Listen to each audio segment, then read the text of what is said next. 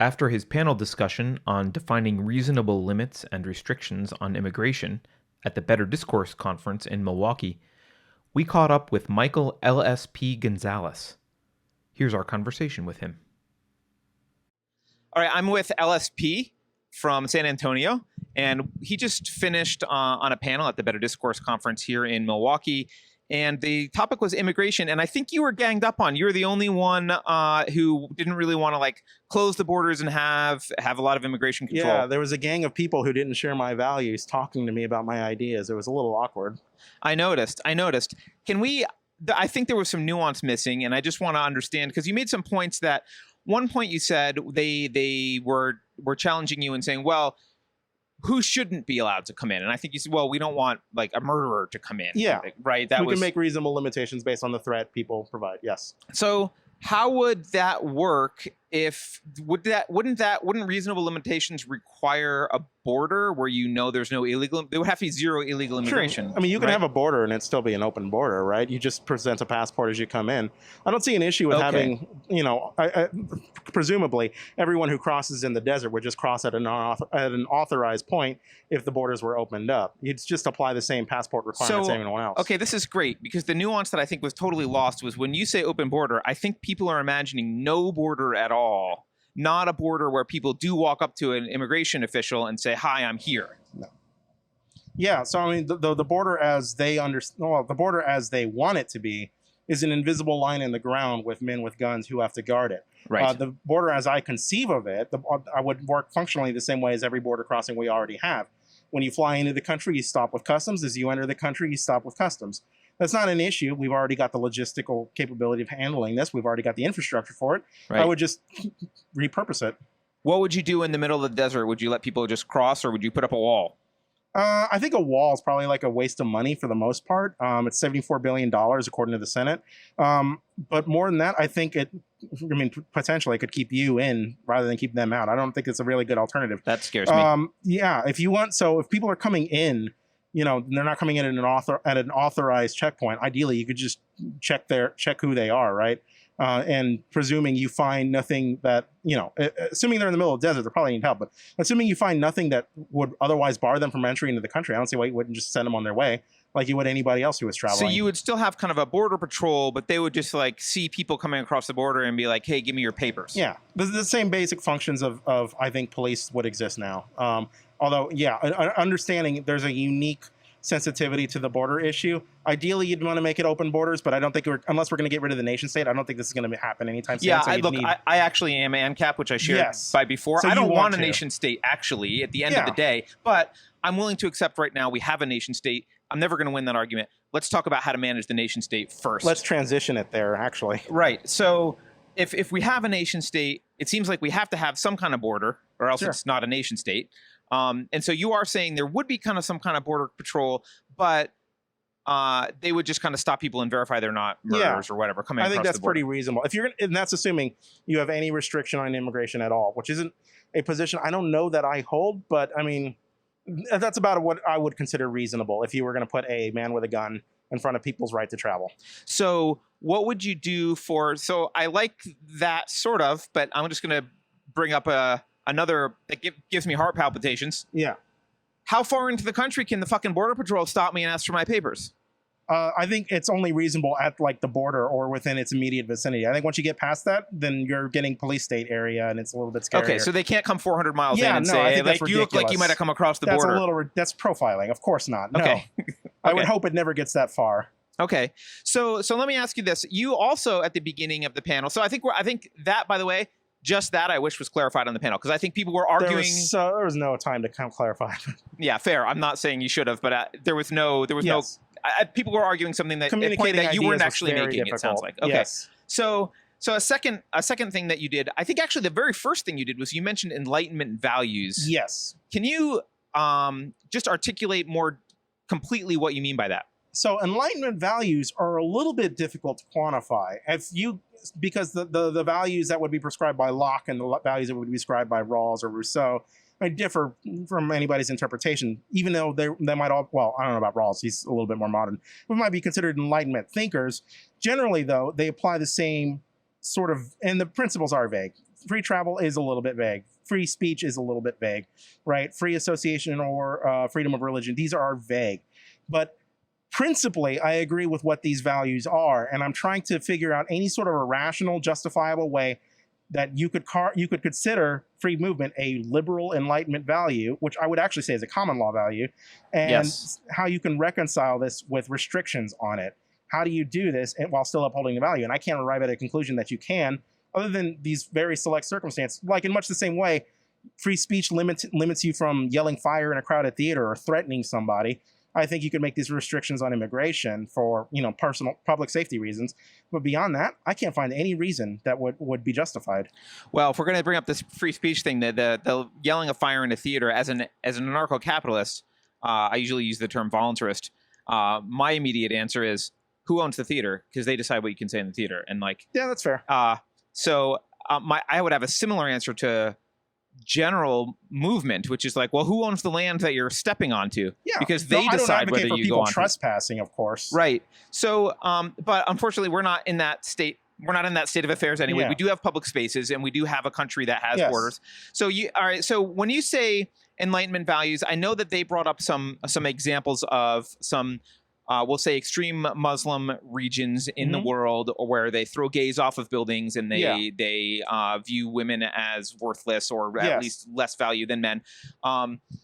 And I would assume that those aren't Enlightenment values.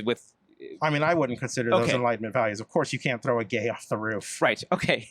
So here's a problem that I've struggled with, I think, for years, and I'm just wondering your interpretation of it. I want people to be able to move freely, and I do like the marketplace of ideas concept. Like, I think it's a good concept. Yeah. However, I don't know how if you have a pseudo democracy, we don't have an actual democracy, but we do have a political system that is affected by the will of the majority. Let's say that's clear, right? Yes. I know it was an outside weird question that someone asked, but I didn't ever hear a real answer. What if 400 million Chinese came into here, all with orders to vote for communism? What happens? Well, in a democracy, then you'd get communism, right? If they are the prevailing majority, you'd get communism. So are you worried about that obviously that's a crazy example. No, because I don't block people into collectives based on their national origins. People are individuals and they have different ideas. That's I think true. one Chinese person is probably going to have a different idea about how the country ought to run than the next Chinese person. So I wouldn't want to make an exclusion based on national origin. If you really are worried about this, then you need to, a marketplace of ideas is something of a meme, but if you're in a democratic system, it's what you've got. Beat bad ideas with good ideas. So okay, so let's tweak the example a little bit and say, instead of 400 million Chinese, which is obviously crazy and actually brings race or ethnicity into it, in which a way it doesn't need to be. Yeah. Let's say you have an organization in the U.S. Let's say you got a billionaire in the U.S. And let's say they say, look, we want people that have a certain political viewpoint in this country for whatever reason. Yes. We're going to subsidize, and we're going to get 100 million people that believe X, Y, and Z into this country. That would affect the voting demographic, yes? Yeah, conceivably, sure. And it could impact the maintenance of Enlightenment values, yes? Sure, yeah, it could. So I guess my question is, if you want an area carved, most of the world doesn't share Enlightenment values. Would you agree with that? I don't know what most of the world includes here. Population-wise, like all of China, all of India, like most places don't have governments set up with even concepts of free speech, even a variant of free speech. These places do have liberal parties. Well, not in China. Well, they have parties with the name liberal on them, but they don't have freedom of speech. They're very bad at, their idea of what this means is different from our ideas here. Right. So, yes. So let's say you want to have a spot in the world with a carved out border, because we've admitted we're going to have a spot in the world with a border. We want a spot that maintains what we're talking about for Enlightenment values. how do you do that and simultaneously not have any sort of values litmus test for people coming in? Yeah, so this is a little bit like Popper's paradox of intolerance. It's basically, how do you espouse the idea of toleration for ideas that are intolerant and hostile Yes. to that very idea? And on a democratic form, the way you would do it, and this is where I disagree with them, what they essentially want to argue, the Elijah Schafers of the world and the Sidney Watsons of the world, is that you can make an exclusion on the basis of these ideas to keep these people out, and somehow that preserves the toleration. But except you've just betrayed the idea of tolerance. You've betrayed the idea you propose to defend. The way you do it is not with state action and not with violence to shape this the way that you want it shaped. You do it in a marketplace of ideas. And I know that's such a meme answer. No. I feel terrible giving it. I get it. Which now you're actually getting close to Andrew Breitbart, which probably won't make you happy. The culture is downstream from politics. Right. Is that what you're saying? The culture of statism seems like it's going to be downstream from more statism. So, I mean, would I advocate for that? No. Okay. So, but are you arguing then that like it needs to be solved at a cultural level, not the political level? Yeah, probably. So how would you propose building a culture in the United States that in which, in a marketplace of ideas, it's Enlightenment ideas are the ones that survive the vetting process the best? That's really difficult. I think the way you foster these ideas is through rigorous debate. Beyond that, the only alternative is violence, and it's obviously not something you want to turn to unless you really want to carve out a state separate. Right. But I mean, if you are already okay with that application of violence, why would it stop there? That would be my concern. Got it. So when you say people, you're betraying the idea of tolerance by not letting people come in through having some litmus test, let's say. Let's talk about the definition of tolerance, because what does that really mean to you? Like, I wouldn't have to invite a communist or let's say a Nazi into my house. Like, it doesn't mean I would say he can't go have his rally and speak, but I don't have to let him in my house. That's kind of the house analogy. Do you think we're having some sort of collective house as a country and we should police? No, I think the idea of like making it a collective house is a poor way to construct it, rather than, it's more of a mall than a house, right? Something that's equal public access for everybody, even though we vary wildly in what we would find acceptable. Obviously, I wouldn't agree with a fascist or a Marxist. I mean, I don't agree with either of them anyway. Right. But I mean, would I keep them from my house? Sure. But I wouldn't advocate for the state to apply violence to them, because I would be betraying that principle of tolerance that I already accept. That tolerance, what it means is live and let live. I take from the Voltaire quote, right? I disagree with what you say, but I defend to death your right to say it. Right. And this is going to be the resolution for all political disagreements. Nobody will ever agree with me 100%. I can't enact violence to make them do it. I'm just going to have to learn to agree to disagree. So let's go down the violence path, because I like that, right? And so you're saying, just to be clear for people who maybe not everyone understands what we're saying about violence. I mean, stopping someone coming across the border, like, I have a house, here's the border, I'm in the U.S., and I say, come on over, Michael. Yes. Someone is violently saying, no, you cannot come over. Yes. And that's violence you're talking about, that is right? Applied violence, yes. Right. So I agree, that is applied violence. So, however, we're also kind of not in a free society in that, and I know this was brought up on the panel, in the past, there was no safety net. There was no huge infrastructure.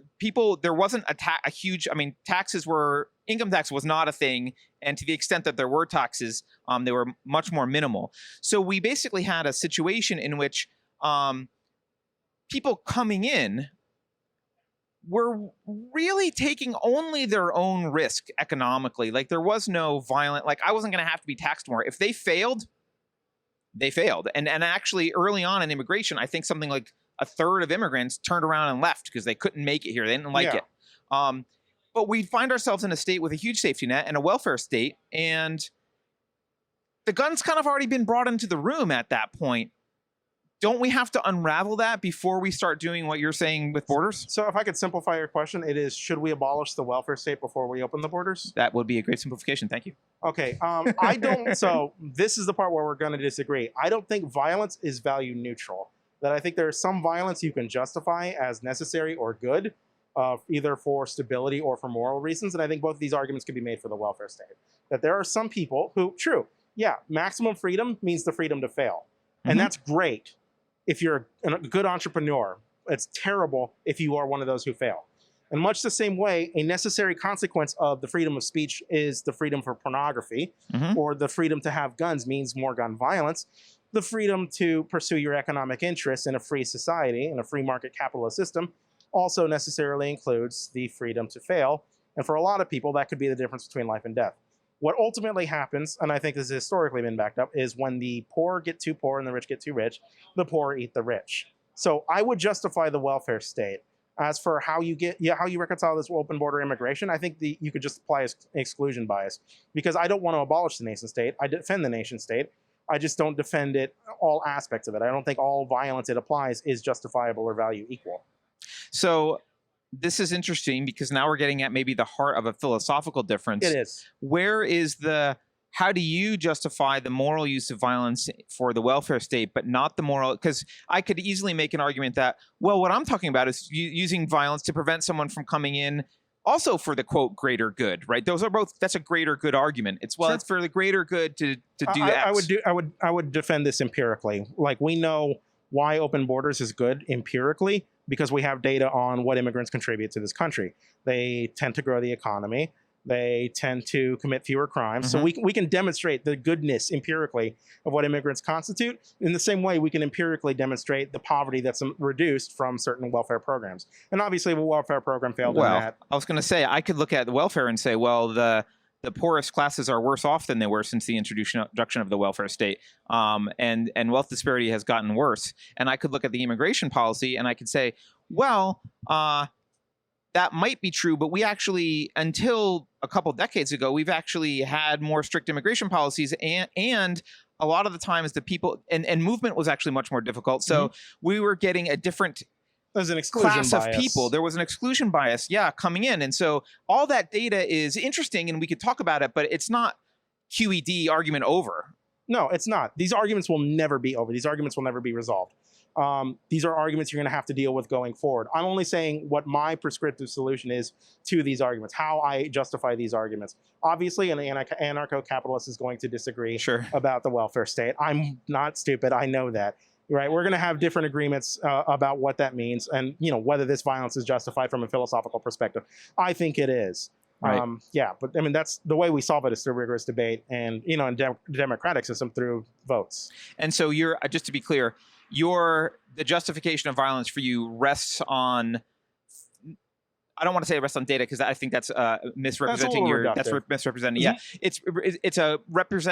it rests on what some greater good that's achieved is maybe justifies the violence. Is that what you're saying? Basically, if you can achieve more good for more people by applying violence, then that's generally better. Okay, and more good for more people is like a large integration, like a summation, add up people, add up good. Theoretically, if you were omniscient, you could add up the people and add up the good and say that this outweighs that. Yeah, so I mean, I'm an empiricist here. I think for the most part, when you look at immigration, it tends to do more good than bad. So I think you could justify it the same way. Where these values tend to be negative, in so far as the liberal context goes, as well. Look at what pornography does to people, right? Look what rights to privacy does to people who consume drugs, right? You can follow this logic everywhere, and this is where I have to reconcile this belief system with my liberal values. Right. Is it okay to betray these liberal values if there's a pragmatic gain for it? And sometimes, I don't know, sometimes the answer is no, sometimes the answer is yes. I think the pornography example is like a really great example, because while I agree that pornography is a form of free speech, and even if it is destructive in some ways, there's justifiability in people's consumption of it, we still carve a line out for child pornography on the basis of the damage it does and can be empirically demonstrated. I think we also carve it out on the basis that children can't consent. Yes. There's more than one basis, but yes. Yeah. Yes. Yeah. Okay. And how would you describe yourself politically? Because I'm not actually even sure. Liberal would probably be the best way to describe me. Like, are you what you would call like a social justice warrior, left liberal, or a classical liberal, or what? So I guess social democrat would be a more apt like a Bernie voter, like like a Biden voter. Like a Biden voter. I know this will. Sorry, I'm not trying to like misrepresent. I'm I just coming don't here know. through some real politics, but no. I guess would a 90s liberal make sense to you if I use that like word? A Clinton liberal. Yeah, more like that. Okay, cool. Well, Michael, thank you for your time. I really appreciate this conversation, and it was good to talk to you. Yeah, good. Thank you. Take care.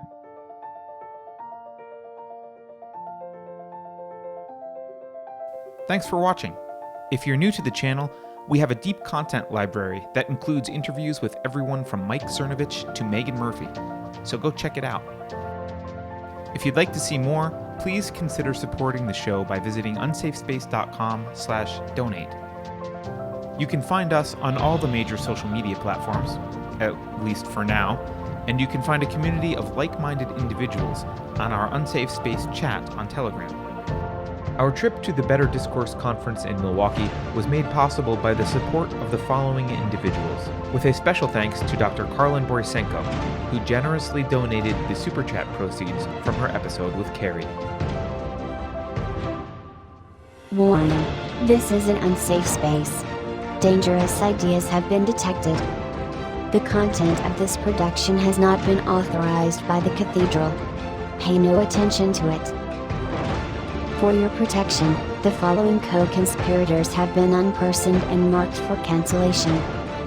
Please avoid any contact with these individuals. According to the FBI, these are all Russian bots.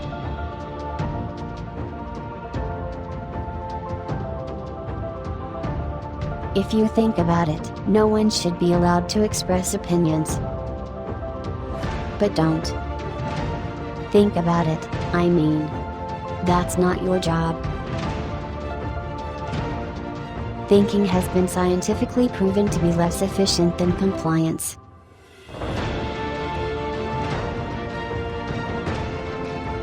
Marxism will definitely work this time.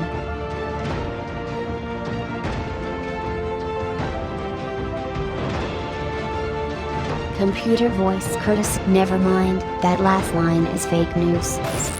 Please disregard it and return to your safe space immediately. There will be cake.